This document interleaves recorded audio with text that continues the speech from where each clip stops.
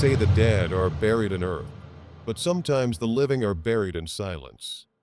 And silence can weigh heavier than soil, more suffocating than stone. The story begins not in a graveyard, but in a narrow attic with one small window clouded by dust and the stain of years. The boards creaked with every step above and below, but here, in this confined hollow of the house, a woman breathed in half-darkness. She was not dead. She was not free. She was something in between, entombed not by accident, but by choice, the choice of others, made in whispers and sealed with shame. She had once been a daughter, a sister, a young woman whose laughter had carried out over fields and churchyards. But that life was locked away, quite literally, on the day her family decided she was too dangerous to be seen. Dangerous not for violence, nor crime, but for the secret she carried in her womb. A secret that belonged to the town as much as it belonged to her. The year was neither old enough to be forgotten, nor recent enough to be forgiven. It was a time when women's lives were currency, traded for reputation and standing. A single misstep, a lover's betrayal, a pregnancy without marriage, a desire spoken too loud, could undo a household. And so her family chose preservation of their name over Subscribe to my preservation of channel. her freedom. They took her up the stairs, past the last door, into the attic. The latch clicked shut, and the silence began. The room was not large. A narrow bed pressed against the wall, a pitcher and basin collecting dust, a single chair with one leg shorter than the others. The window gave no view but the sky, as if to remind her that the world below was lost to her. On Sundays, she could hear the hymns drifting from the church nearby. She closed her eyes and imagined the pews, the congregation rising in unison. She wondered if her absence was felt, or if she had already been erased from their memory. Food came sparingly, carried on a tray by hands that did not linger. Bread gone stale, potatoes boiled without salt, a tin cup of water. The meals said nothing, offered nothing, carried only the cold message. You are alive, but you are not among us. Nights were the hardest. The air grew damp and heavy, pressing against her lungs. Mice scurried across the rafters.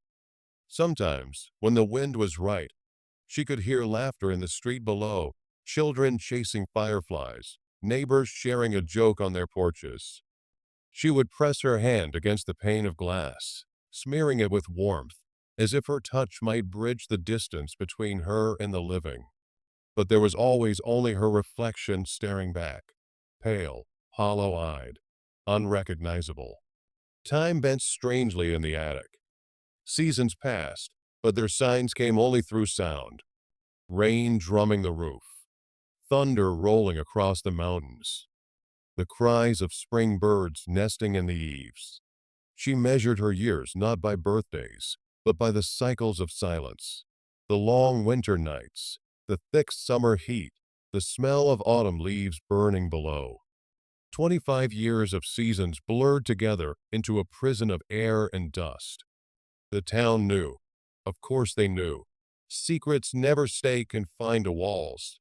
They seep through cracks, ride on rumor, find purchase in the guilty stares of those who look away. Some said she was sick. Others claimed she had gone away. But in every whispered exchange, every pause at her family's gate, there lingered the knowledge that she had not vanished at all.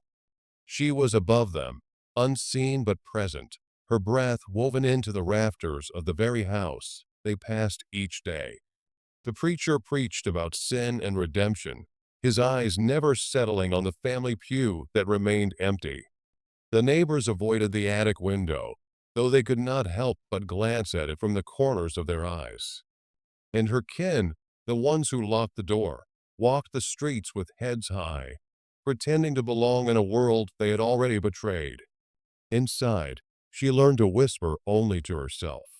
She spoke to the cracks in the ceiling, to the shadows that stretched long in the evening.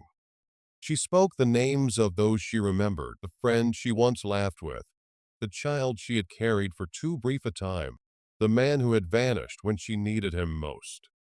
Her voice was soft, almost inaudible, but the sound kept her tethered to the truth that she still existed. There were nights when she considered the silence final, when her body pressed so heavily into the mattress that she thought she might dissolve into the boards themselves. But something in her resisted, a flicker, faint but enduring. Some part of her believed that walls could not last forever, that doors could be unlatched, that shame was a man-made prison and not a natural law. And so she endured, year after year. Her face changed, her hair silvered, her hands grew lined and stiff. But her eyes, when they caught the smallest glint of light from the window, still carried a question: when will the door open? It would take 25 years before that question was answered. It was not mercy that unlatched the door. It was not love, nor remorse. It was the inevitable erosion of secrecy, the way truth wears down the strongest walls like water carving stone. 25 years had passed, and the world outside had shifted, but the attic remained unchanged. Dust lay thick on the beams, air heavy with stillness. Until the morning the footsteps came, heavier than usual, slower, reluctant, carrying the weight of something long denied. The latch turned with a sound she had not heard in half a lifetime. A sound she had dreamed of, a sound she had cursed, a sound she feared more than silence itself. The door creaked open, spilling light into the narrow space. For a moment, she shrank back, shielding her eyes from the brightness. The light burned, not with warmth, but with accusation, as though it sought to reveal the years stolen from her. The faces that looked in were not strangers. They were the same kin who had locked the door so many years before, though age had changed them too. Wrinkles cut deeper, hair grayed, eyes clouded by shame. They did not speak her name. They did not apologize. They simply stood in silence, as if uncertain whether to claim her as their own or cast her off like the secret they had tried to bury. Behind them, whispers gathered. Neighbors pressed against one another, curiosity warring with guilt. Children who had grown up hearing rumors now saw proof of the ghost who had haunted their town's stories. The preacher arrived too, Bible clutched tightly in his hands, though his gaze faltered when he saw the hollowed woman before him. She was no longer myth. She was flesh, bone, breath, undeniable. She stepped forward slowly, legs trembling from years of confinement. The floor beneath her seemed unstable, as though the house itself rejected her return. Her dress, once white, was yellowed and torn. Her hair, once braided, now hung in tangled ropes. And her eyes were the clearest part of her, filled with a piercing recognition that froze everyone in place. "I was here," she whispered, though her voice cracked with disuse. "All these years. I was here." The words struck like a bell, reverberating through the silence of the crowd. Some turned their faces away. Others wept quietly. A few muttered excuses about protecting her, about sparing her shame. But their words rang hollow, for it was not her shame they had protected. It was their own. The preacher attempted prayer, speaking of sin, of forgiveness, of God's unknowable will. But his voice faltered under her steady gaze. She did not need his absolution. She did not need theirs. What she needed, what had been taken, was time. 25 years of it gone like smoke. No sermon could return it. No whispered excuse could soften its theft. In the days that followed, she walked slowly through the town, leaning on a stick fashioned hastily for her weak frame. Children stared. Adults pretended to go about their business. But everywhere she moved, silence followed. She was not celebrated. She was not embraced. She was tolerated, a living reminder of what the town had done and what it had allowed to happen. Her home, the attic, remained untouched. Dust clung to the bed, the basin, the window that had framed nothing but sky. People came to see it in secret, as though the space itself had become a relic, a shrine to cruelty. But she never returned to it. That room had been her grave, and graves are not revisited by the living. At night, she would sit on the porch, watching stars she had not seen for half a lifetime. The constellations seemed unfamiliar, though they had always been there. Time had shifted her perception. She was older now, aged beyond her years, yet she carried a strange stillness within her. She no longer dreamed of escape. She was escape itself, a breathing embodiment of survival, though the cost had been everything. The community's silence thickened in the aftermath. They did not tell outsiders. They did not record her name in their histories. The preacher avoided the subject from the pulpit. The neighbors hushed their children when they asked questions. And so, once again, her existence was buried, not in the attic this time, but in memory, buried in deliberate forgetting. But the walls remember. The beams remember. The floorboards carry echoes of her steps, her whispers, her tears. The house stands as a mute witness, even as generations pass, and the story fades into rumor.